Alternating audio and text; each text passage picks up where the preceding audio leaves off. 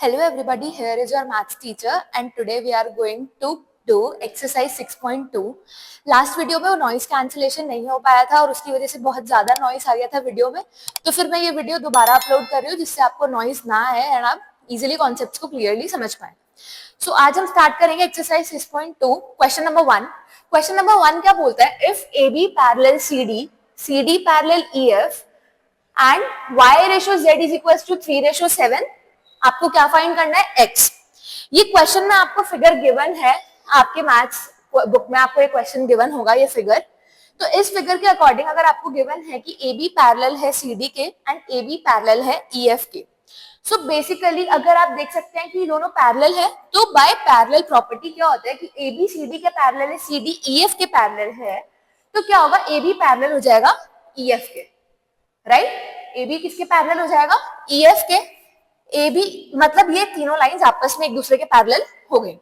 Same अब अगर ये लाइंस पैरेलल है तो मैंने लास्ट वीडियो में ये आपको प्रॉपर्टी पढ़ाई थी कि ये x angle and z angle equal होंगे, कैसे, ऑल्टरनेट इंटीरियर एंगल, राइट।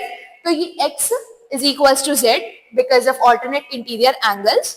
मैं इस इक्वेशन को इक्वेशन नंबर 1 पुट कर देती हूँ। देन गिवन है क्वेश्चन में ए बी पैरेलल है सी डी के, तो x प्लस वाई जो है इन दोनों के एंगल्स का सम हो जाएगा 180 डिग्री। क्यों, because they are co interior angles. x plus y का सम हुआ 180 डिग्री। अभी मैंने बताया था कि x और z इक्वल हैं due to alternate interior angle, तो z प्लस वाई भी 180 डिग्री हो जाएगा because of equation number 1। So अब गिवन है कि y रेशो z है 3:7, तो इसके थ्रू हम z की वैल्यू फाइंड कर सकते हैं। हम कह सकते हैं z की value is equal to 7y/3। y की जगह आप y की वैल्यू पुट करेंगे, यहाँ से आप y की वैल्यू फाइंड कर सकते हैं, y is equal to 180 minus z, right, 180 minus z। अब आप इस इक्वेशंस को सॉल्व करेंगे, सिंप्लीफिकेशन आपको आती है लास्ट वीडियोस में और आपने अर्लियर क्लासेस में पढ़ी होंगी सिंप्लीफिकेशन कैसे करते हैं। सिमिलरली उस तरीके से आपको सिंप्लीफाई करना है। 3z is equal to 7 into 180 minus 7z, right. 7z minus का इधर जाके प्लस का होगा 10z, 7z plus 3z 10z is equal to 7 into 180, right. z is equal to 7 into 180 by 10, 10 से कैंसिल, आपका क्या आता है, z is equal to 126 degree. z अगर आपका आ जाता है 126 डिग्री, मैंने पहली इक्वेशन क्या पुट की थी, x is equal to z, क्यों, ऑल्टरनेट इंटीरियर एंगल्स, राइट। तो इसका मतलब क्या हुआ, x भी आपका कितने डिग्री इसका होगा, 126 डिग्री, और हमें फाइंड क्या करना था, x। तो इस तरह से x की वैल्यू फाइंड आउट हो चुकी है। ये हो गया आपका क्वेश्चन नंबर 1। मूव करते हैं क्वेश्चन नंबर 2 पे। सो क्वेश्चन नंबर 2 क्या कहता है, if A B parallel C D, E F is perpendicular to C D and angle G E D is equal to 126 degree. आपको क्या क्या फाइंड करना है, ये पोर्शन हो गया जो आपको गिवन है। फाइंड क्या करना है आपको, angle A ji E, angle A जी ई, ये वाला एंगल, देन एंगल GEF, ये वाला angle, and then angle FGE, ये वाला एंगल, राइट। ये एंगल्स आपको फाइंड करना है। ये फिगर आपको क्वेश्चन में गिवन है। सो AB पैरेलल है CD के, तो मैं GE को एक ट्रांसवर्सल सपोज कर लेती हूँ। GE मेरी एक ट्रांसवर्सल है क्योंकि ये दो पैरेलल लाइंस के बीच में लाइन आ रही है, राइट। ये हो गया ट्रांसवर्सल। अगर आप देखो कि एंगल AGE, राइट, अगर ये पैरेलल लाइंस के साथ और ये ट्रांसवर्सल है, सो एंगल AGE और एंगल GED, ये पूरा एंगल इक्वल होंगे। क्यों, ऑल्टरनेट इंटीरियर एंगल्स से एंगल AGE और एंगल GED इक्वल हुए, राइट। अब हमें गिवन है क्वेश्चन में कि एंगल GED कितना है, 126 डिग्री। ये पूरा एंगल है 126 डिग्री। अगर ये 126 डिग्री है तो एंगल AGE भी कितना होगा, 126 डिग्री। आपको एक फाइंड करना था एंगल AGE, ये आपका आ गया है 126 डिग्री। अब इस क्वेश्चन ये वाला और ये वाला एंगल 126 हो गया, राइट। अब आपको गिवन है कि जो EF है वो परपेंडिकुलर है CD पे, EF परपेंडिकुलर है CD पे। इसका मतलब ये जहां पे बाइसेक्ट कर रही है, जहां पे ये लाइन बाइसेक्ट कर रही है CD को, वो एंगल कितना होगा, 90 डिग्री, राइट। ये आपका एंगल 90 डिग्री हो गया, ये 126 हो गया। अब अगर आपको GEF फाइंड करना है तो आप GED में से अगर एंगल FED माइनस करोगे तो आपका एंगल आ जाएगा एंगल GEF। सिमिलरली मैंने यही यहीं पे किया है कि angle GEF plus angle FED is equals to angle GED। FED आपका 90 डिग्री है क्योंकि बाइसेक्ट कर रहा है, एंगल GED आपका 126 है जो कि क्वेश्चन में गिवन है। आप सब्ट्रैक्ट करेंगे नॉर्मल सब्ट्रैक्शन के थ्रू, एंगल GEF कितना आया 36 डिग्री, आपका एंगल GEF भी निकल गया। नेक्स्ट हमें क्या फाइंड आउट करना है, angle FGE, right, angle FGE ये वाला एंगल।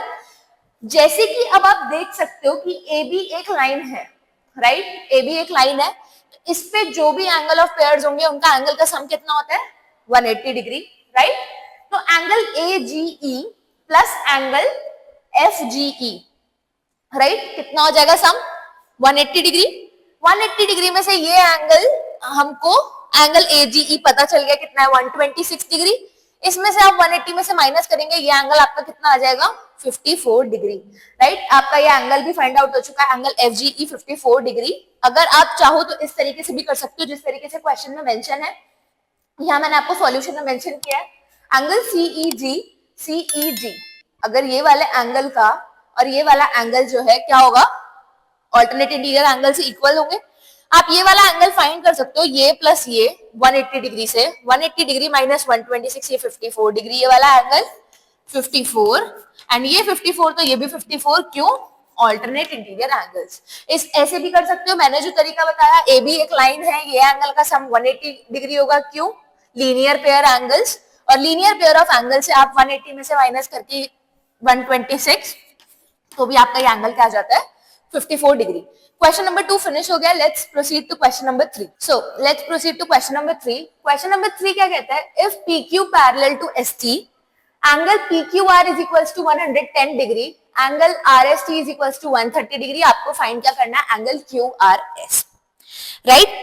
सो अब हम देखेंगे कि आपको क्वेश्चन में गिवन है कि आप क्या कर सकते हैं, एक हिंट दिया है कि आप एक कंस्ट्रक्शन से एक लाइन ड्रॉ कर लें EF, ठीक है। मैंने लाइन ड्रॉ करी कंस्ट्रक्शन से इसके पैरेलल, इसको नाम दे दिया EF। अब उसके बाद PQ पैरेलल है ST के, क्वेश्चन में गिवन है EF भी पैरेलल हो गया ST के बाय कंस्ट्रक्शन, मैंने कंस्ट्रक्शन किया, एक लाइन EF पैरेलल एक लाइन ड्रॉ करी किसके, ST के, राइट। अब PQ पैरेलल है ST के, EF पैरेलल है ST के, बाय पैरेलल प्रॉपर्टी क्या हो गया, PQ पैरेलल हो जाएगा EF के, ठीक है। PQ EF के पैरेलल हुआ, मैं लेट्स से कह लेती हूँ QR मेरा एक ट्रांसवर्सल है, क्यों, क्योंकि दोनों लाइनों के बीच में अगर मैं इसको भी ड्रॉ कर लेती हूँ आगे तक, ठीक है, और इसको भी ड्रॉ कर लेती हूँ, ये तीनों लाइन क्या हो गई, आपस में पैरेलल हो गए। अब PQ पैरेलल है EF के और मैंने लेट्स से कह दिया QR एक ट्रांसवर्सल है, तो एंगल PQR और एंगल QRF इक्वल होगा मेरा ऑल्टरनेट इंटीरियर एंगल, राइट, ये और ये एंगल इक्वल होगा ऑल्टरनेट इंटीरियर। हमें गिवन है एंगल PQR कितना है 110 डिग्री, राइट। QRF हमें नहीं गिवन, पर हम कह सकते हैं angle QRF is equals to angle QRS plus angle SRF, right, और ये किसके इक्वल हो जाएगा 110 डिग्री के, angle QRF plus angle SRF is equals to 110 degree, क्योंकि ये गिवन है और ये इसके इक्वल क्यों है, क्यों, क्योंकि ये ऑल्टरनेट इंटीरियर एंगल है, ठीक है। ये आपको मैं इस इक्वेशन को अभी फिलहाल के लिए इक्वेशन 1 पुट कर लेती हूँ। अब हमें गिवन है, अब हमने ये कंस्ट्रक्शन के थ्रू जैसे हमने ये फाइंड किया था कि ST पैरेलल है EF के, ठीक है, ST पैरेलल है EF के। अब मैं यहाँ लेट्स से ले लेती हूँ RS इज अ ट्रांसवर्सल, ठीक है, मैं इसमें कह सकती हूँ कि एंगल RST, राइट, 130 डिग्री, और ये वाला एंगल और एंगल RST, राइट, ये वाला एंगल और एंगल SRF, ये वाला एंगल और ये वाला एंगल, इन दोनों का सम कितना होगा 180 डिग्री, क्यों, क्योंकि को इंटीरियर एंगल्स, राइट, इनका सम 180 हुआ तो ये 130 है, तो ये कितना हो जाएगा 50 डिग्री, राइट। अब ये 50 डिग्री हुआ तो अभी हमें पूरा एंगल कितना था 110, ये वाला एंगल कितना हुआ 50 डिग्री, तो ये वाला एंगल कितना हुआ हमारा 60 डिग्री, यही हमें फाइंड करना था, angle QRS is equals to 60 degree. Solution आपको गिवन है, आप ध्यान से देख सकते हैं, समझ आपको आ गया होगा। क्वेश्चन नंबर 3 सॉल्व हो गया। Let's proceed to question number 4।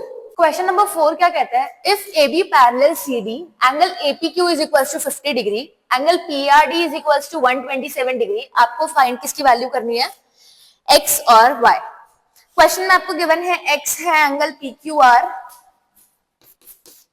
और y है एंगल QPR, ठीक है।